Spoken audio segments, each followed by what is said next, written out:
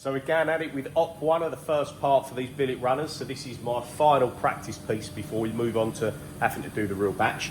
So I decided to do Op 1 in the vices, in the vf3. So we're tooled up there. We've got everything we need for Op 1. And the only thing Op 1 is doing, it's doing the profile of the cylinder head side flange. It will go 40 millimeters deep internally into the inlet runners.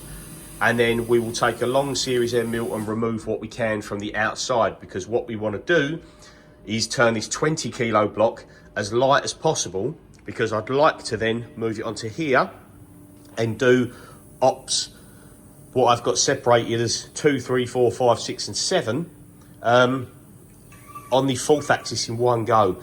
The only thing we're not sure of is how much weight this HRT 160 will be able to take.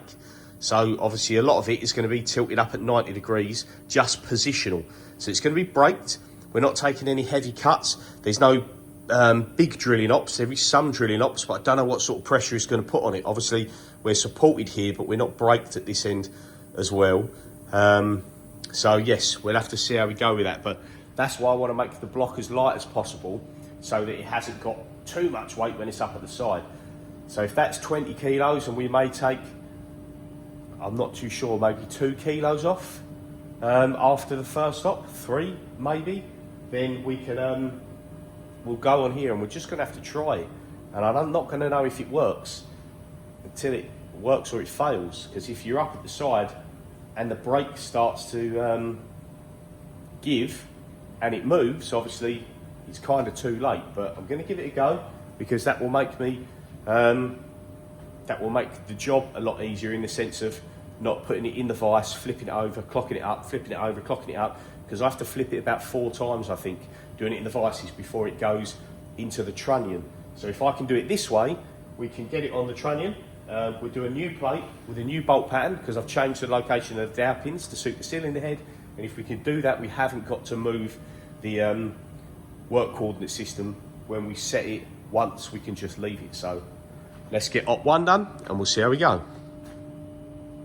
Okay, so we finished Op 1 in the vf3.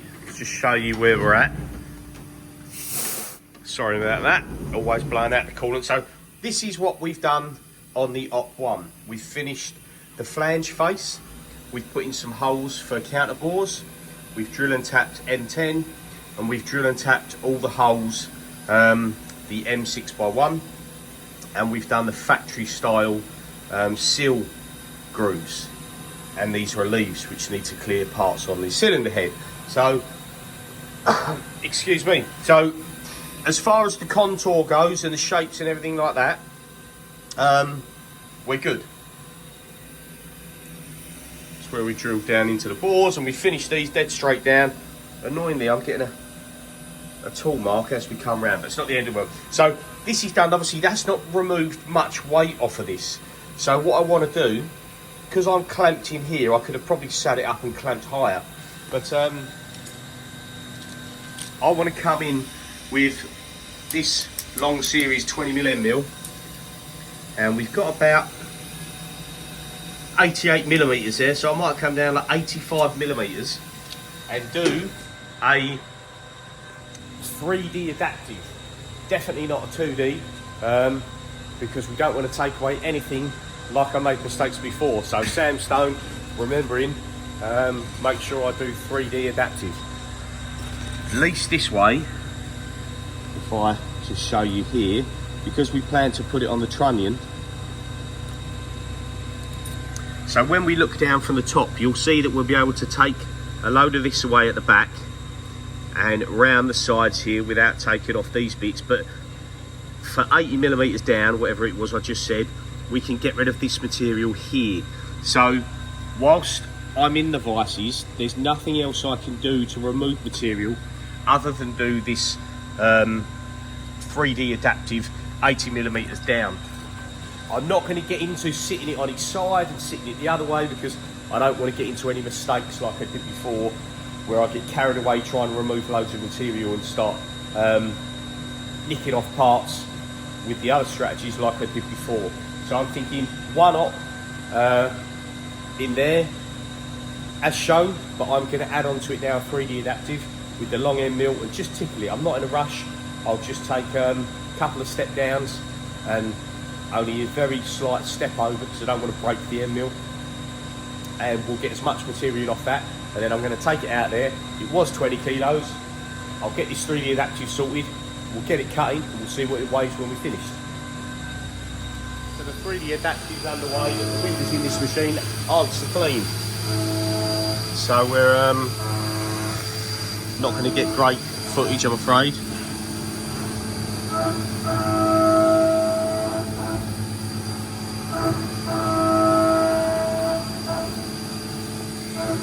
But it's chomping away nice and easy. Like I said, easy, a few step downs, not push the tool too hard because I don't want to break it. I think 1.5 mil step over,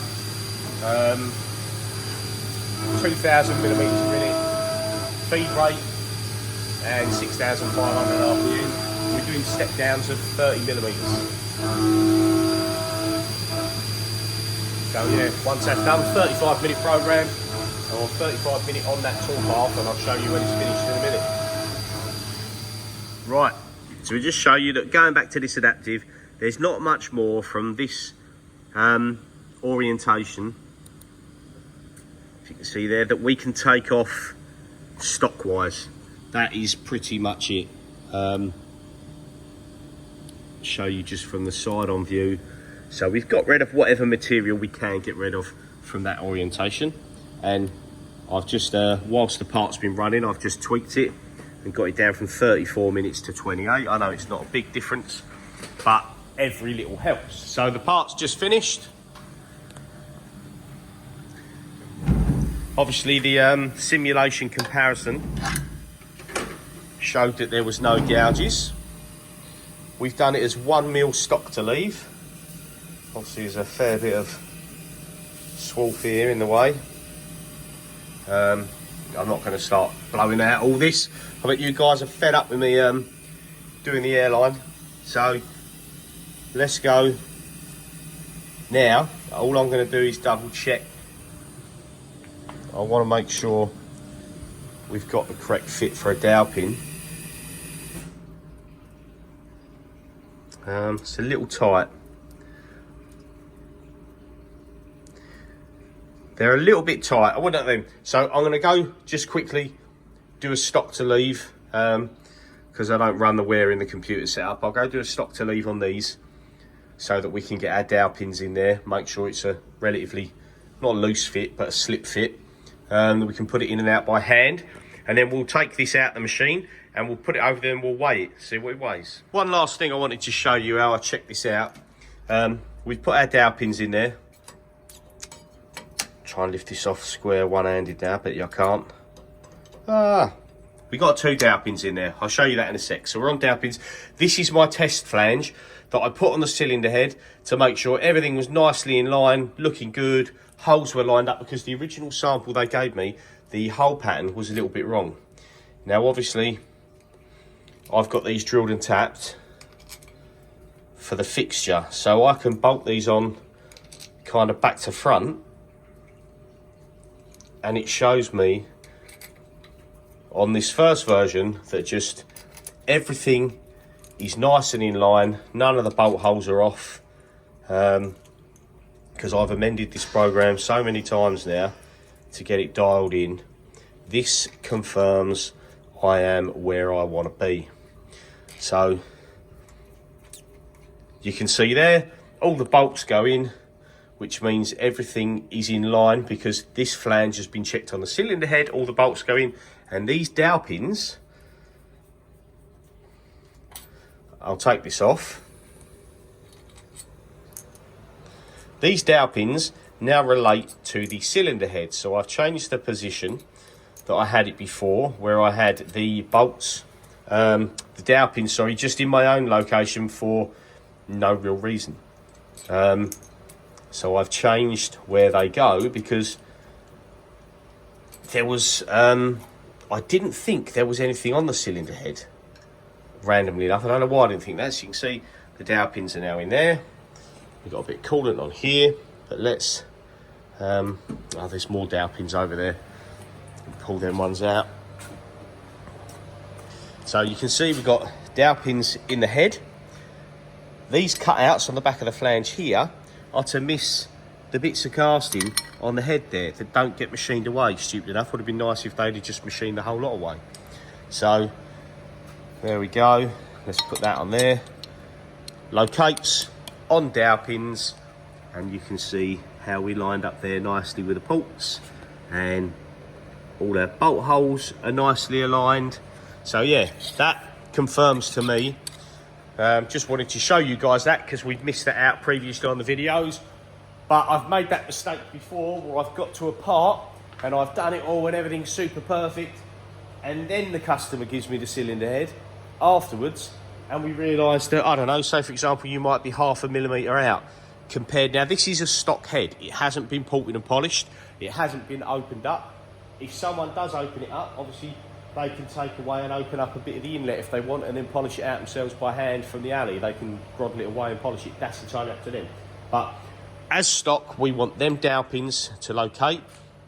The head wasn't fitted with dowel pins, but if there's an opportunity to have them, I want dowel pin holes in my part, because that's just kind of going the extra mile to make sure that your ports are going to line up and everything's going to look good. So let's get it off the machine and let's get it on the scales and see what we're looking at to weigh, so we can sort of guesstimate if the HRT 160 and the trunnion, how it's going to be.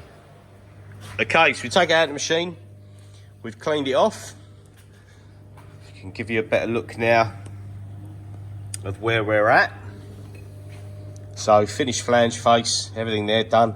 3D adaptive, that's as far as we could reach. I could have jacked this up further in the vices, to be fair, but the 20mm end mill, this was the max reach. If I come down further, I'd have to do a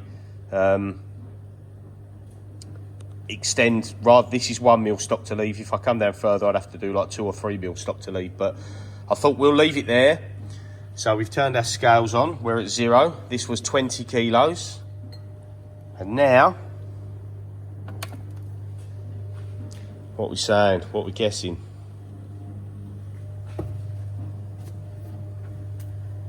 $11.8. So basically 12 kilos. So that's not too bad, to be fair. Now I don't know what this will take. And I said to you before, I'm not going to use this bed.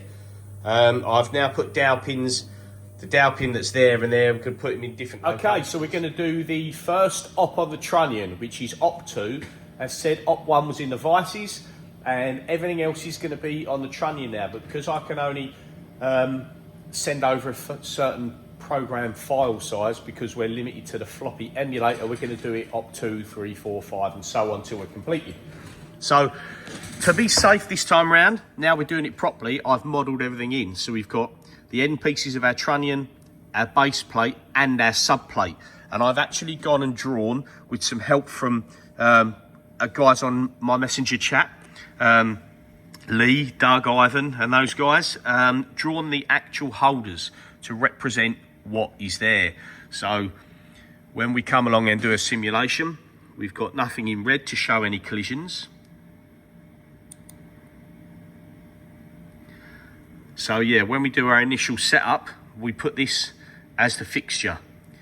So obviously if it is going to touch anything, it will show us that it collides with the fixture, and we'll have the, make sure you got the stop on collision checked. This is something I must admit I'm lazy with and I don't do, and it's cost me dearly in the past with tools, tool holders, and just parts that you end up scrapping. And the problem being is, something like this, if I get to sort of say like down here to like op 6 or 7 and I collide a tool with the fixture or something like that, I could scrap the part, and it isn't so much the cost of the material, which is bad enough, which is like 200 odd pounds. It can be the time that's in it. So this flange was finished first. We faced off to a finished height on this back reference, which is,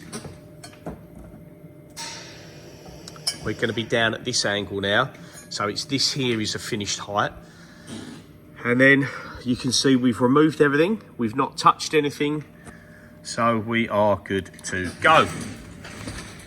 So let's do this, and hopefully our model and everything is clicked. So we're in there, disc done. We'll close the doors and we'll start.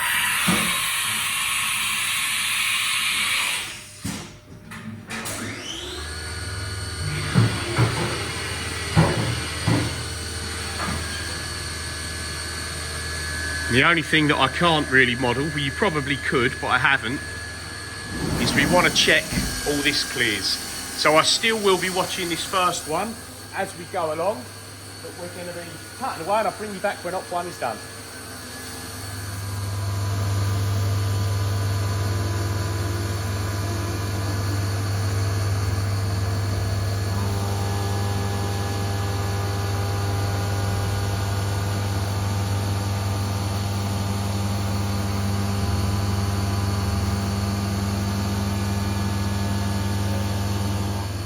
Okay, so we've just finished op 2, which is the first section we've done on the trunnion table all in one go. So it's all come out really well.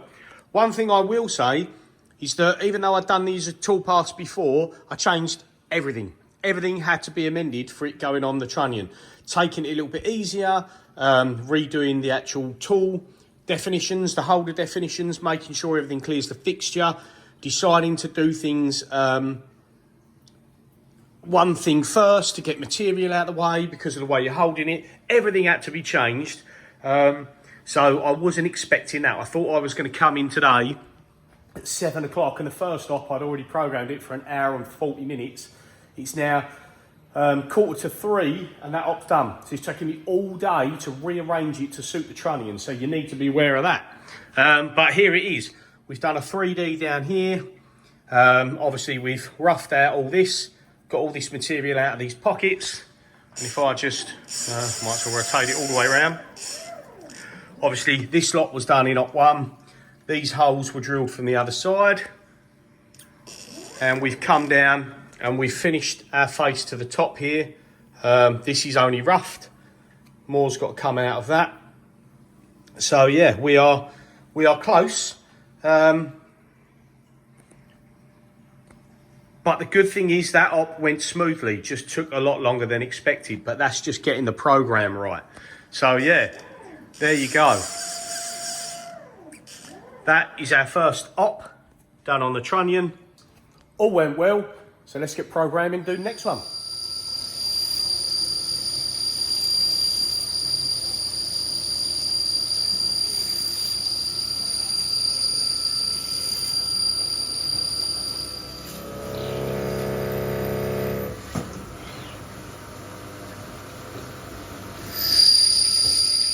We've just come round, we've just done our 27mm hole straight down in there, and that breaks through, I don't know if you can see down there, that breaks through into the channel to allow the coolant to come out. So we've done that. We're going to do that on one of the operations last, because what I found was big curly chips from there. You can see some of them down there, like these that are curled up. They're actually, when they're all together that way, really strong. And what happened was some of these were sitting on the table here. And when the operation finished, I hand jogged it. And when this turned, a few of these were sat under there. And they must be quite strong to crush them that way, because it errored out the fourth axis. Only when I'm hand jogging it. So I've put this operation of drilling last on one of them, because I'm breaking it up into pieces. I put that last so I can make sure and put a comment on the program when it stops to clear the chips. So yeah, we've come round, we've done our top profile, we've done it from the side there. It's come out beautiful this time. See the reflection off there, it's lovely. We haven't undercut the last one, we went a bit too far the way we've done it. And what we've used is a trace, 3D trace to chamfer these. Because I haven't got multi-axis, I'm just doing these, it's not much of an angle change. So we've done these chamfers on a trace and they've come out really nice, and we've done the same here. So very faint chamfer, and obviously you see it comes bigger here because all it's doing is following down in Z. The tool isn't orientating with the part because I haven't got multi-axis. So that's come out really well, and we've done our O-ring grooves and they're chamfered. So what we're going to do now is we're going to flip this up this way, and we are going to 3D adaptive clear all this material, and that's a 45-minute cycle. So we'll go ahead and we'll get that done. Show you what it looks like when it's finished.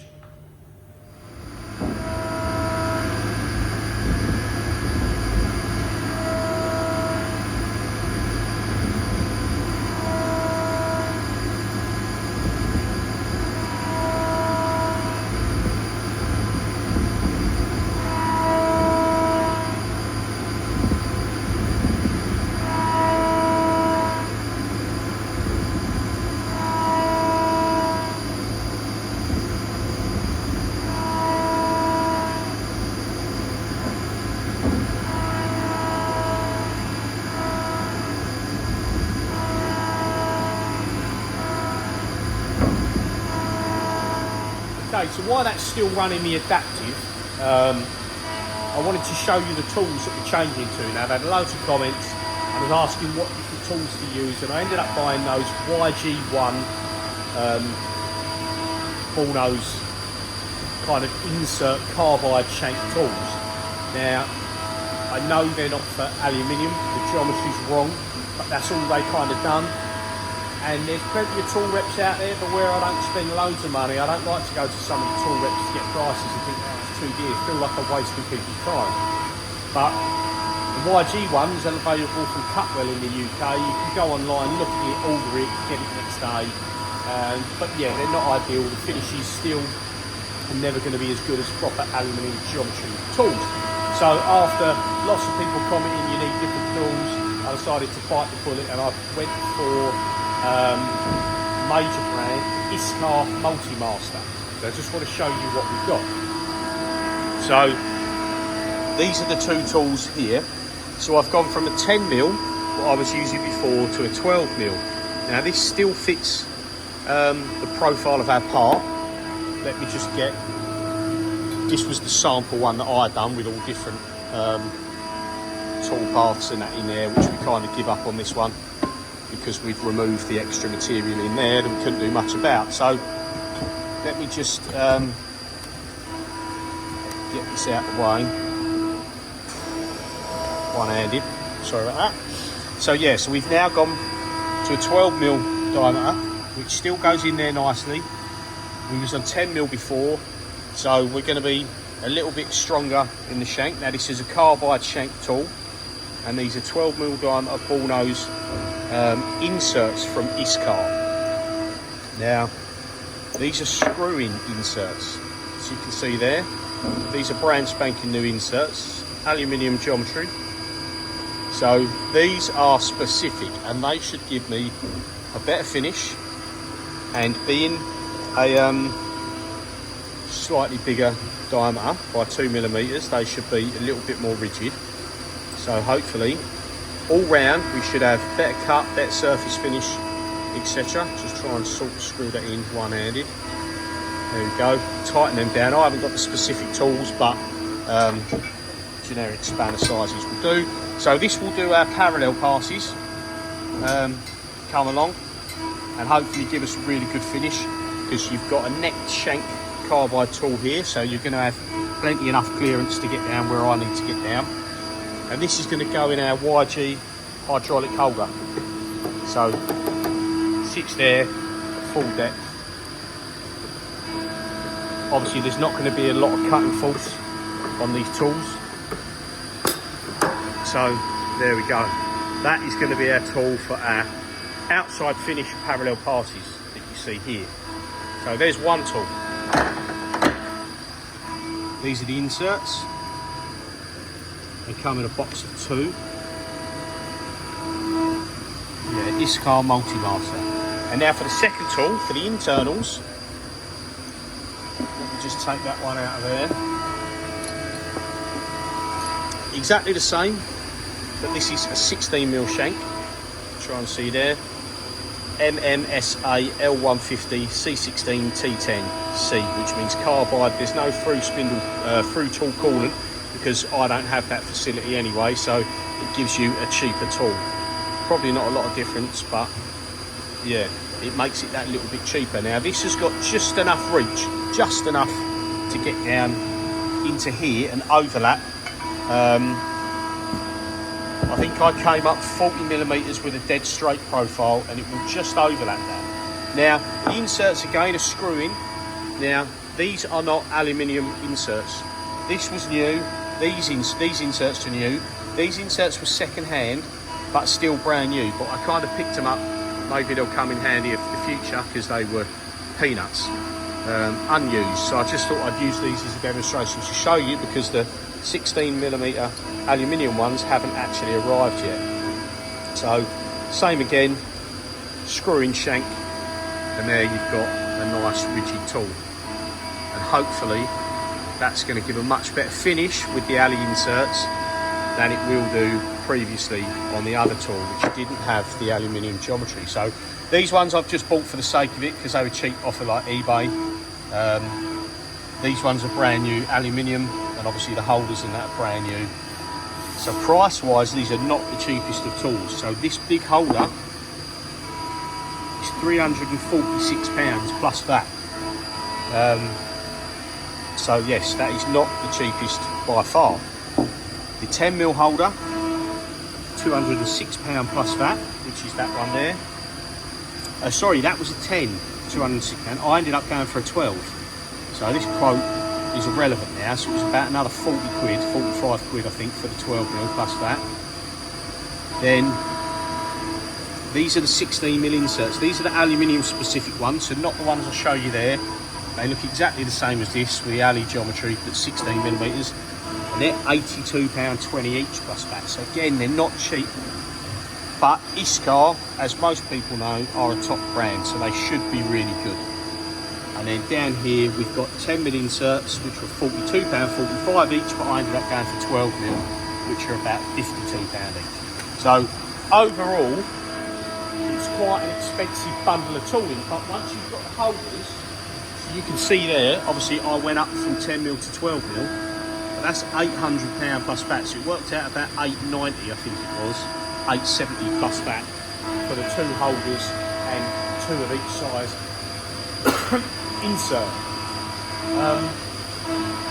But next time round, you're not going to be spending nearly £600 of that. So yes, there's £200 on two boxes of inserts, but you're only ever finishing with them and doing your 3D profiles and stuff like that. So you're not going to wear them out.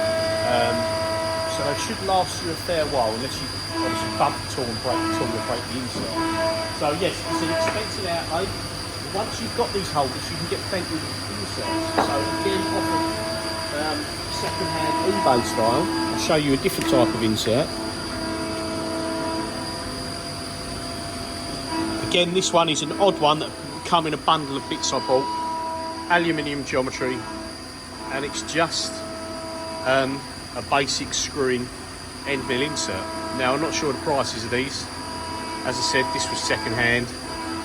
I think it's new, unused, but yeah, this was second hand, so I don't know the price on it, but on eBay this was about £6. It's only one. It's just sort of, it come in a bundle of bits, so you can screw in all different types of adapters into these bodies. And the other thing I want to do, I did actually get a second-hand body that I'll try and show you now. Hang on. Try and undo it one-handed.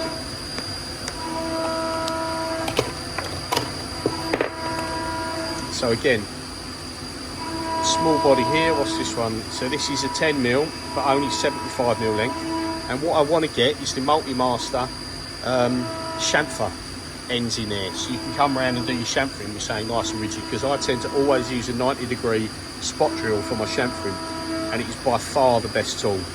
It works, but it's not best, so I'm going to use something like that, and obviously buy the insert. So hopefully, now I've got the tools, in future I'll just be spending money on the inserts, and that's going to make it a lot more economical. And if I see inserts like this, tooling like this on eBay, sometimes they come up like brand new, on eBay being sold by people for various reasons, then I'll start to try and pick up a few different sizes, and I'll try and stick with this sort of one brand for all this sort of thing. So you've got like a multi-master system across the board. So yeah, thank you very much for your recommendations and advice for telling me to get proper tooling.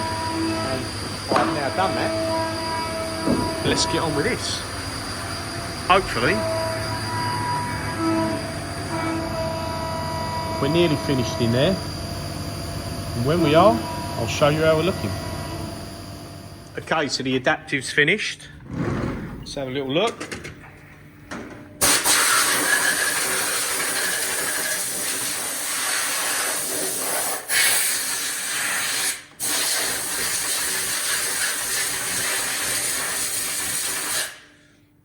Right, let's just do a hand jog here.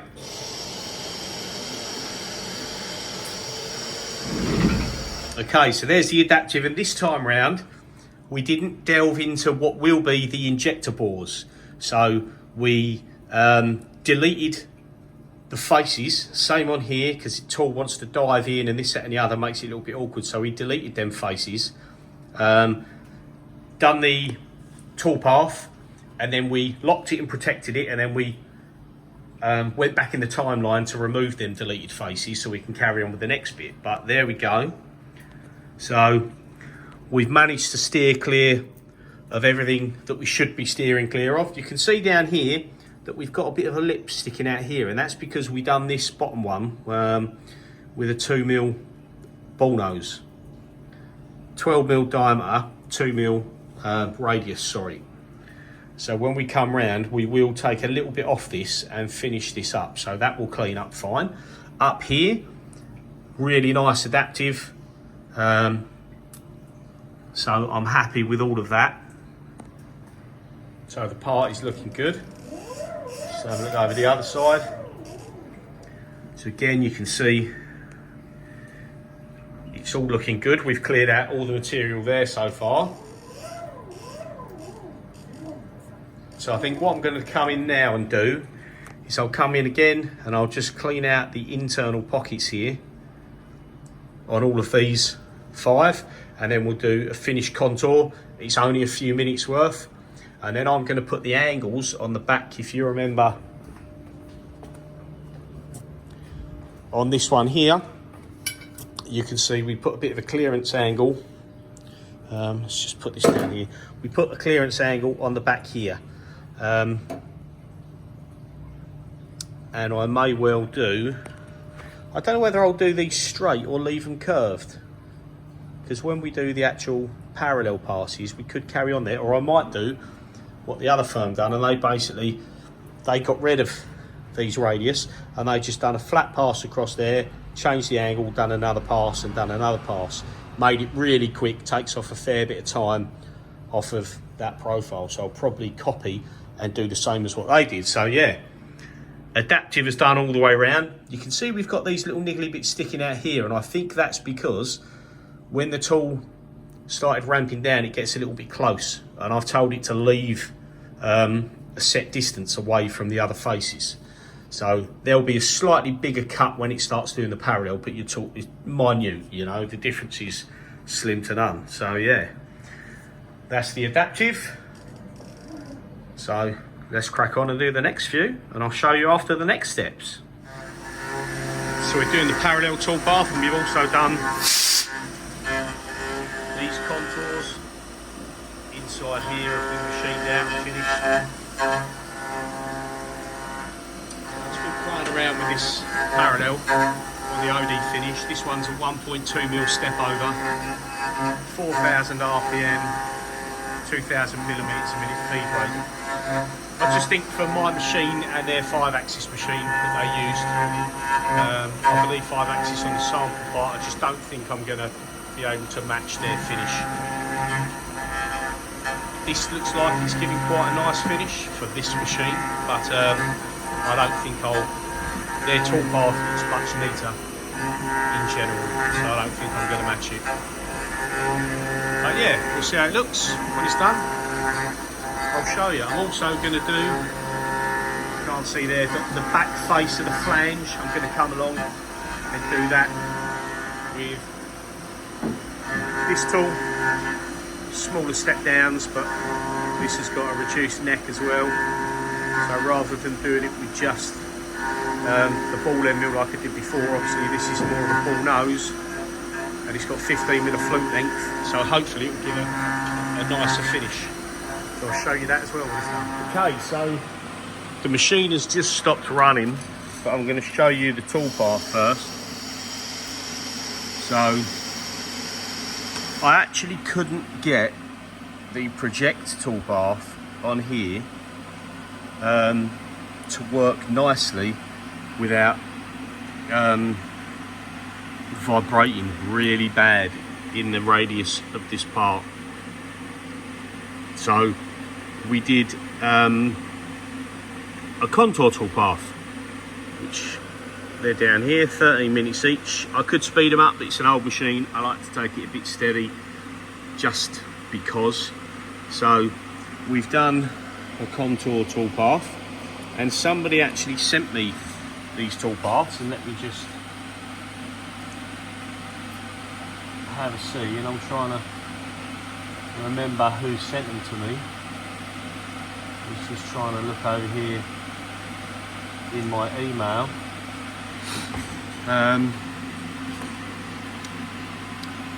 Saying that, the sample is over here. So it was a fella called Stefan sent me the toolpath, saying, look, you can use a contour.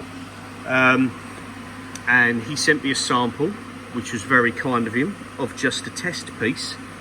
And I've used that toolpath and I've had much better results with it. So I've done one face, now I've just run the other two faces, which is one other side, and then I've run the two parallel toolpaths. Now, excuse me, when I was trying to run the project toolpaths, I was getting massive vibration issues, so I've ended up having to run these toolpaths with a minor stock to leave of 0.5mm, because it rattled so bad in the corners it gouged apart. So we've just finished running. This was a 45-minute cycle. So let's have a look. Let's just airline this off. So there you can see the finish. This is a 1mm step over. I didn't want to go any further, but I'm really happy with that. That is come out really nice. I'm trying to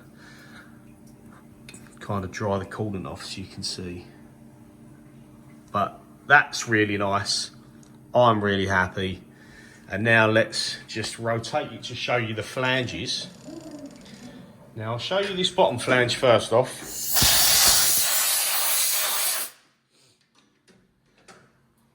So when we first done this bottom flange, we had, sorry about this airline. When we first done this bottom flange, we done the project toolpath, and I just couldn't get on with it. I couldn't stop it coming down here and rattling in the corners.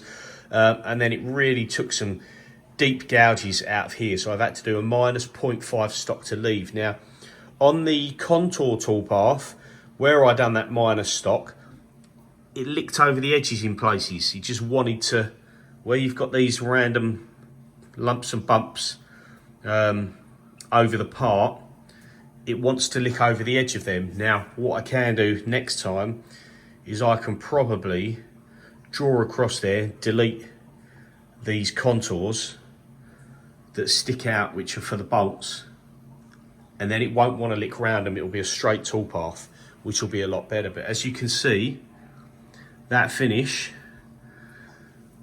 is much better. Really happy with that. Really nice. And you can see now in the corners, we're actually coming and licking outwards. So you can see here where it comes round, and it actually comes out further. It comes, you can see the tool mark on the side there where it comes out. And you can see it's actually undercut slightly because of the stock to leave scenario. But this is my second practice piece, but so far this is perfect. If this is how my finished articles turn out, I'm chuffed with that. So let me show you this other side. Apologies for the airline. Okay, so let's just try and dry the coolant off of here, give you a better look at the part. It's just coolant everywhere. I'm just going to end up with a wet sleeve. So again, there you can see the finish on the part. A backside view of that flange. As said, you can see it's just licked over the edges, but really happy with that. You've got these sort of step marks here where the tool comes in, but everything's uniform and it kind of matches. So I'm happy with that. It looks pretty cool. And if I show you the underside of this flange, this one is just sweet.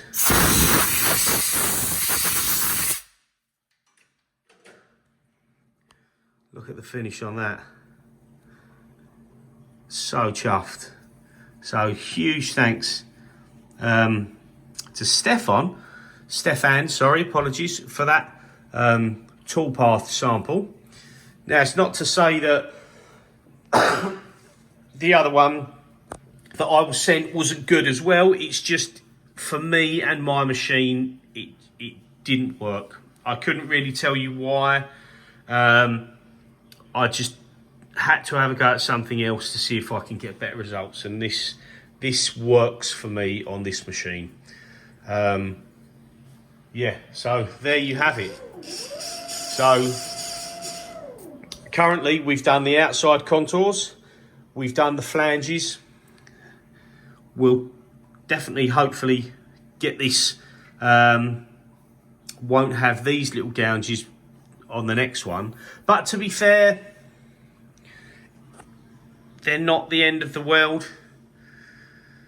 Sometimes you just get tool marks and it is what it is, but yeah, we can probably live with that. So yeah, we've done the contours, we've finished in here. So what we're going to come across and do next, well, I say what we're going to do next, I'm not going to do nothing next apart from go home, because it's now about 1 in the morning. I went home, had dinner with the wife and kids. Kids went to bed, wife went to bed, dog went to bed. I come back to work to get this finished, because if you're like me and you're trying to get a job done and it's your own shop, your own business, everything's just going around in your head. You're trying to sleep, but I'm just thinking, oh, I want to get that toolpath dialed in. How's it going to come out? So I just wanted to come back and get it done. So yeah, after this, I'm going to go home. But in the morning, or a few hours when we come back, because I'll probably be back for 7 AM, we'll start off doing our rounded over edge on here. As we were going to do before, we'll do our engraving.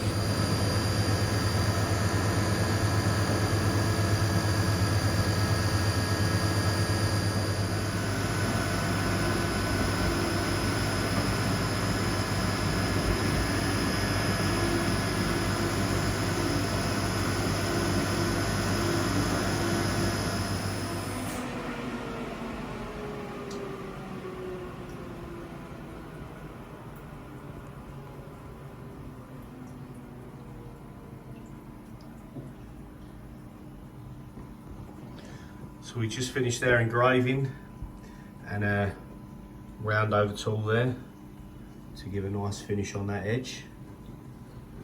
Short ops, 3 minutes. So now we've got fully chamfered, round over, super smooth, looking good. Let's get on to the next bit.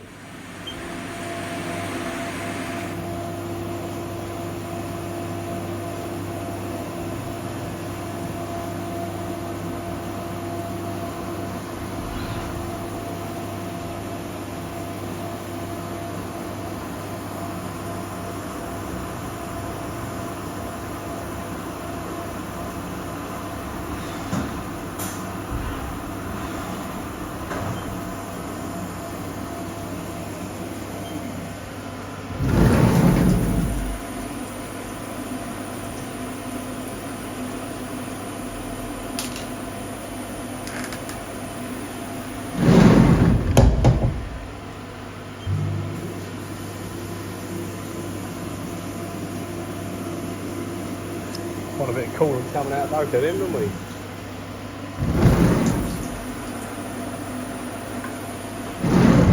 Try that. There we go.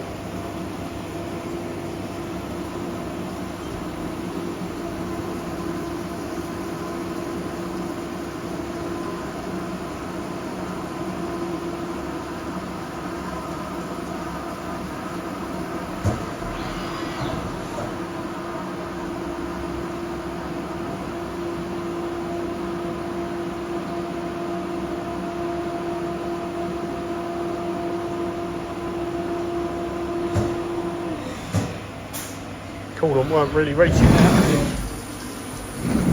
I think I'm running a bit low. But let's have a little look. Focus off.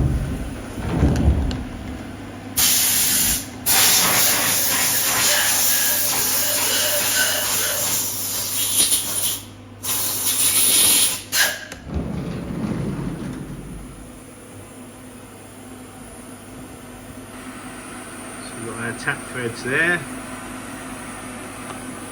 all looking good. Same in there, and I'll use a little countersink in a drill extension. I'll deburr these myself rather than getting in there with the with this, because we're a bit close to this shank to use that, and I can't have another tool just as a countersink to deburr, so they'll be done by hand. So yeah, holes drilled, holes tapped, long series drill and long series tap. This one not too long, still a little bit noisy and whiny when it goes in, but it does the job. And these taps, you see the tapping chuck, and because of the length you get quite a lot of wiggle, but it kind of self-aligns once it finds the hole, so not too bad. So now I need to contour here, which I've done with this laying that way. I need to clean up this face. I spotted these, so I might drill them first.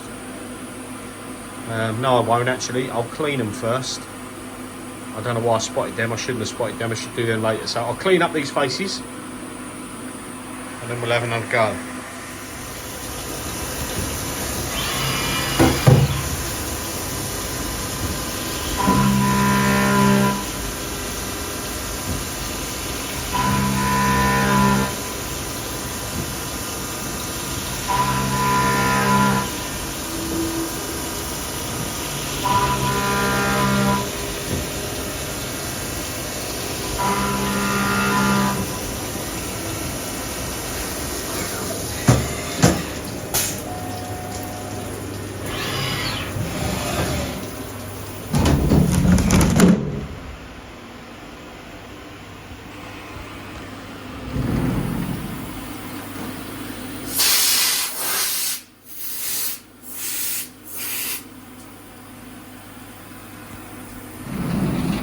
That's finished up this face and just blended that in quite nice. So now we can come in here and bore these holes now.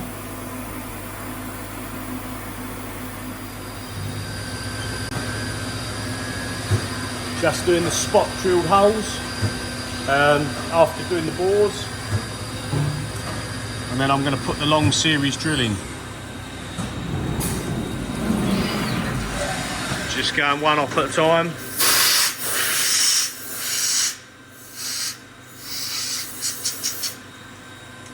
So you see we've now spot drilled in the bottom of that bore.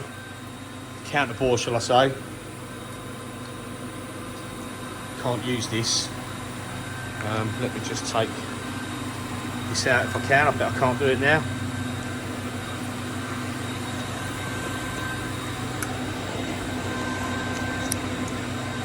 Upside down camera, sorry for that. So yeah, we just done our bore here, the counter bore, and that's for the injector. So we're good in there. And now we've got our spot drill. So I'm going to put the 8mm long series drill in. We're going to go into tool 18.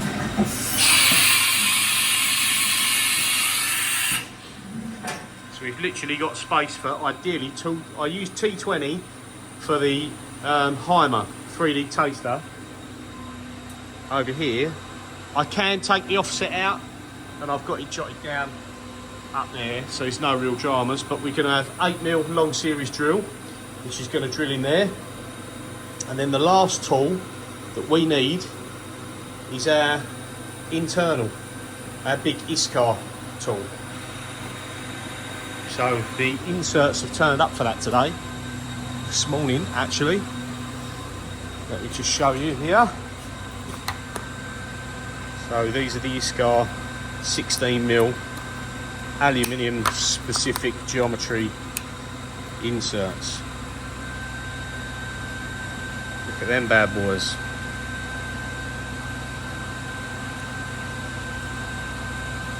So yeah, they're about 160 for the pair. So let's get our long series drilling and we'll drill the holes. So we got our long series 8mm drill. Again, a little bit longer than it needs to be, but this was the closest they had.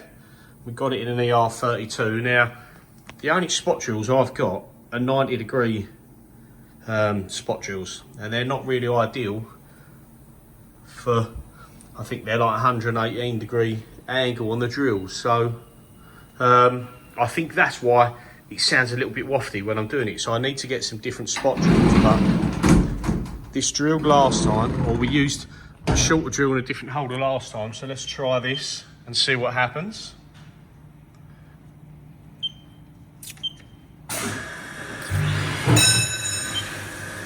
There's the doorbell. Okay, sorry, there's the doorbell. So let's see how this goes.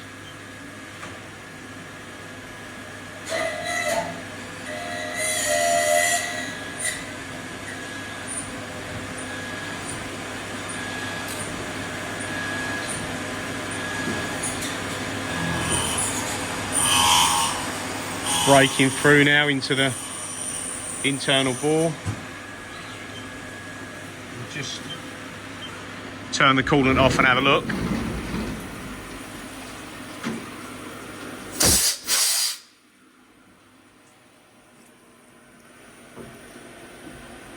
So it's done. Doesn't seem like any dramas. Doesn't sound fantastic, but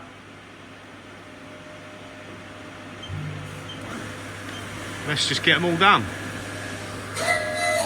So drilling these is the last op on this one, and then I'll double check everything else is good, and then it's going to be moving on to our new ISCAR Multimaster with them 16mm inserts, and we'll start doing the bores. We've got a ramping cycle to do first with a 20mm end mill, and then it'll be the finishing tool, sorry. So yeah, I'll get the ramping cycles out of the way, and then we'll show you when we're doing the finished bore.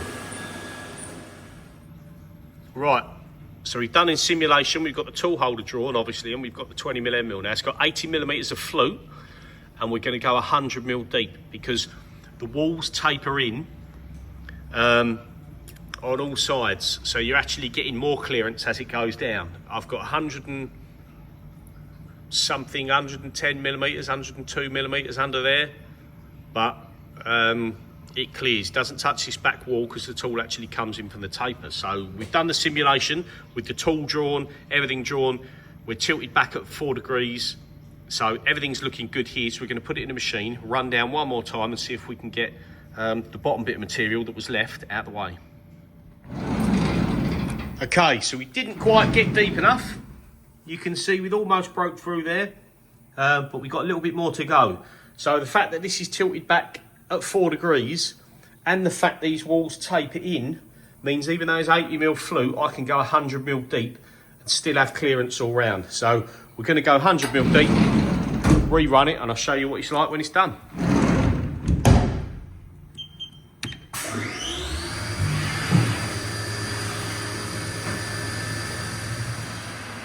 Okay, so we just went down the 100mm.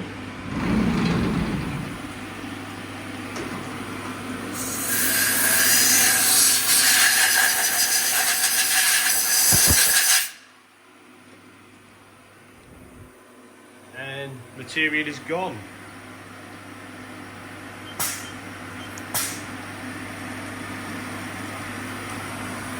So you can see we broke through nicely there. I can't actually get to the bottom to feel what sort of step we've got there. So you've got the 1mm stop to leave.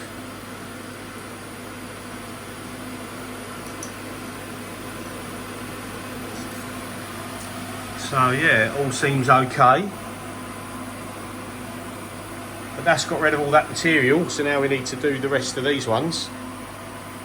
And it's actually a really nice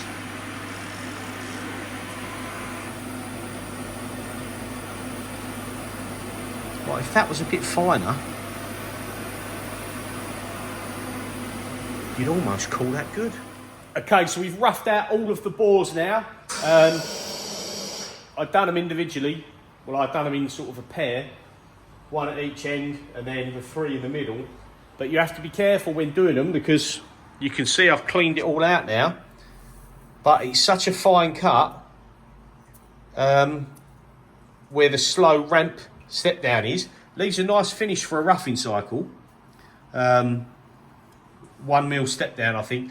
But obviously they get packed with all that swarf in there, which is all this. So you have to make sure between them that it's not full up on the one next to it and the end mill doesn't go in there and just start pasting it all up, because it will make a bit of a mess of your part. So I'm going to get these cleaned out and then we're going to come back and it will be time to get the finishing tool in there.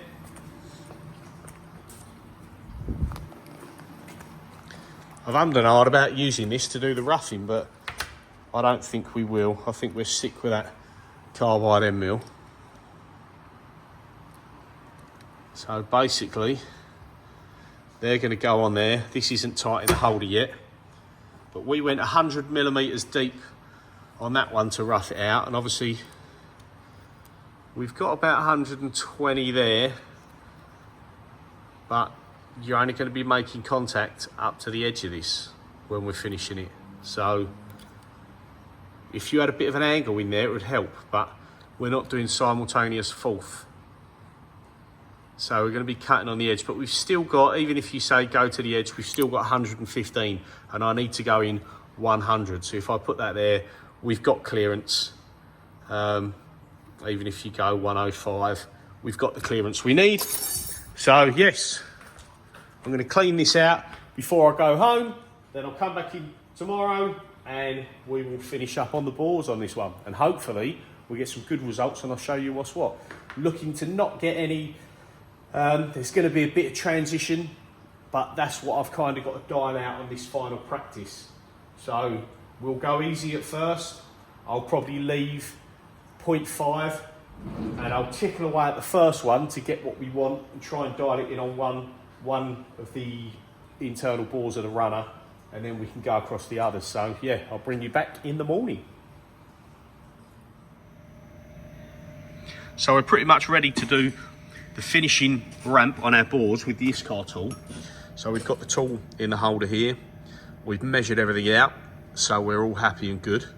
Got the new inserts in there. And what we're doing is we're doing the sim, and we've done a section analysis because I want to see what it does down here. That the undercut on the tool, this is a 15.3mm shaft and a 16mm ball nose insert. We want to make sure it's not going to touch on the sides. So obviously blue is material left over, green is within tolerance. And I just wanted to check that we're going to be within tolerance and we're not going to touch anything. And obviously you can see that when we're machining this at a 4-degree angle with the trunnion tilted back 4 degrees, we're making contact on the whole part without making contact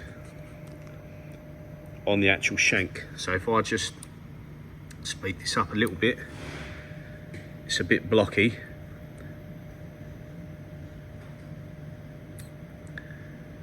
But you can see we've now come past, this was our finish line roughly, we come past that, everything is still green.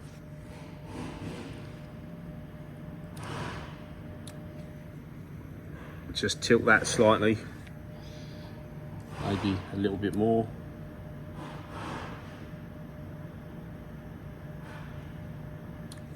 You can see we're still green on the back wall, so we've not gouged into anything. The other thing we can do is turn off the model. My fusion really slows down on this, so everything's still green there. And I'll just angle around the front side as well. Oh, too far. I think I need better processing power on this computer. So you can see we come down here and we're all green as well. Nothing's in red. So hoping that that is going to give us the finish we want with this transition from the angle to what was my dead straight contour passes and here in this straight section. I'm hoping we're going to be happy with that. So I'm going to go for it. I'm going to get the tool loaded in. I'm going to start the cycle and I'll show you what it's looking like when we are finished. Fingers crossed. Okay, so we're on the bore with the new Iscar tool and we can't be far off. It sounds good.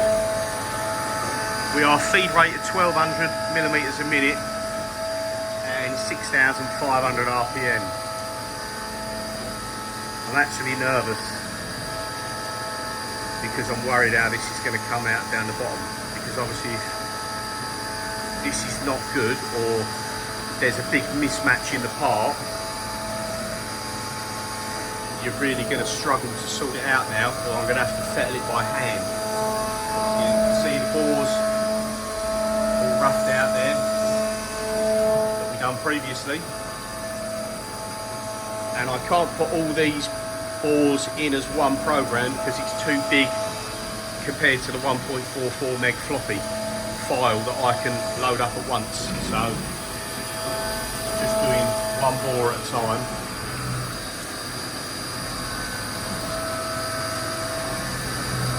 And let's see how it comes out. But yeah, I'm genuinely nervous because I really hope it's what I want. And I hope it's a finish that I haven't got to fettle or hand finish with a Scotch-Brite ball or a sanding drum or anything like that. We must be nearly there.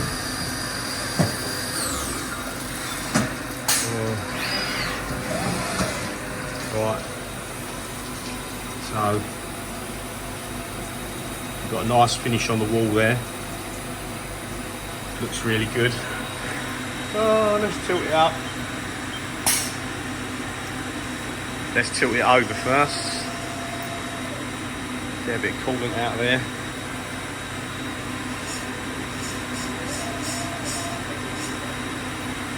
And how are we looking?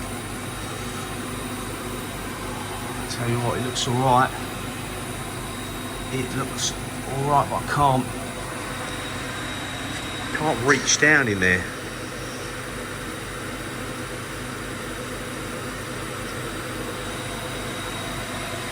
I'm trying to feel with the end of this ruler.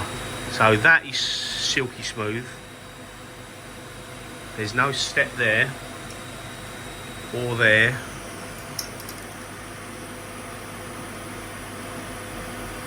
But there's a small transition on this bottom section. And I'm really not going to be able to... Oh, I wish I could get in there with my finger. I almost just cut the inside of my finger off on this edge. But everything's nice and true and parallel, but I really want to be able to feel down in there. But I need another, I need a longer finger. But we've actually gone past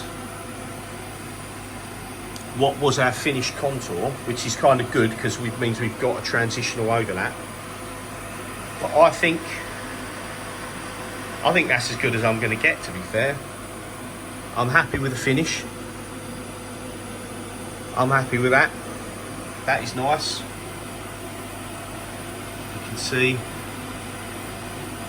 You just don't get the light in there to see, but yeah.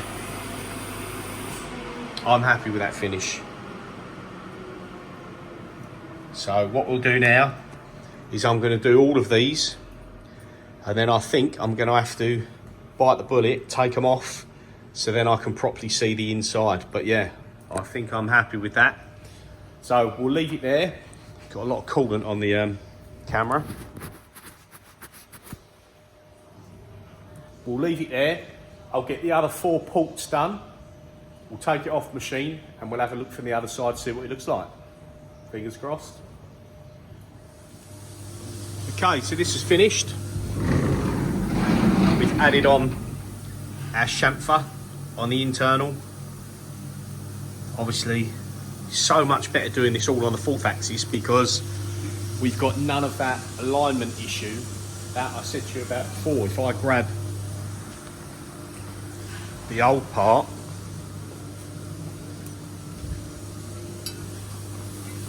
I've thrown this old one in the rumbler just to clean up some bits and pieces. That's why it's a bit dull and a bit dirty, because I didn't clean it off in time, so it's all dried, a bit dusty. But yeah, obviously the alignment issues we had first time around, you can see it gone right to the back there, left loads of meat at the front. We've got none of that now because it's all off the same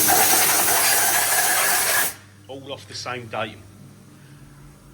So everything's perfect, everything's looking good, and I'm going to unbolt this now, give it a dry off, and I'll bring you back in a second, and we'll have a look at the internal ports from the other end to see what sort of transition we've got, and if it's looking good. So yeah, back in a sec.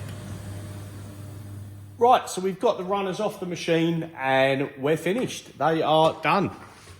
So I wanted to show you. So at a glance there, we've got the sample and then we've got the ones that I've done. Now, I think OD, the finish, is just as good. I'm happy with that. I need to try and dial out some tool marks here, which is where certain tool paths lick over the edge. So I should be able to trim parts of that tool path, hopefully. So I need to look into doing that. But in general, we're good. So we've done the face of the flat surfaces. Obviously you see everything there. That's their internal bores. They got down right to the bottom with theirs. I couldn't get that deep, so we done ours in 2 transitions, but you can see we got a good wall. And we've got our finish there. Now we've got an ever so slight tool mark you can see in there, but it's so minimal.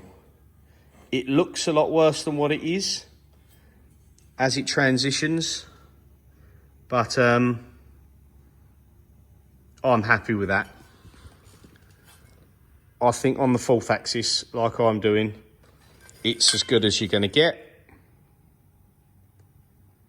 So yeah, I'm really chuffed how that come out. So the finish overall, I'm really happy with. So that is the end of the runners video. Rather than breaking it up into pieces, you can zip through this one, and this was a start to finish. So now we're going to crack on with making the other 5 that we've got. So this one is a sample, which I'll probably keep on the shelf for me for next time in future. I always like to have one of things that I've made. So this one will be kept, and then there's 5 to run for the proper batch for the customer. So yeah, thanks everyone for your help. Thanks everybody for your comments. I've really enjoyed doing the videos for this one. I hope you've enjoyed watching them. Give us a thumbs up if you like the content, and please subscribe to the channel, as I want to build that subscriber count up as much as possible, and I'll hopefully bring you some more videos and keep you entertained. So once again, cheers for watching, and we'll see you again soon.